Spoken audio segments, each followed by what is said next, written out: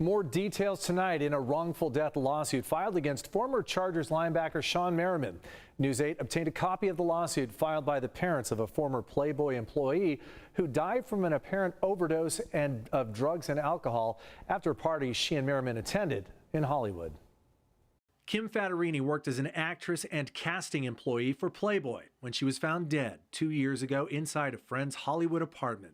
Fattorini had been partying at a Los Angeles nightclub and met Merriman at an after party the next morning, according to a wrongful death lawsuit filed by her parents. The court documents include text messages allegedly sent by the 30-year-old woman claiming Merriman put a drug in her drink. "Your friend just poured half G in my drink," which refers to GHB, a so-called date rape drug, according to the lawsuit. Fattorini was found unresponsive later that day, half naked, with her jeans unzipped and unbuttoned, the lawsuit alleges. An autopsy confirmed alcohol, cocaine, and GHB in her system, but a sexual assault test was not conducted. Later, a friend texted the nightclub owner saying, quote, "Shawne killed her," and that he has, quote, "been drugging girls for years." Merriman's spokesperson responded in a statement to the tabloid website TMZ saying, quote, "Shawne attended an after party more than 2 years ago where a young woman unfortunately overdosed.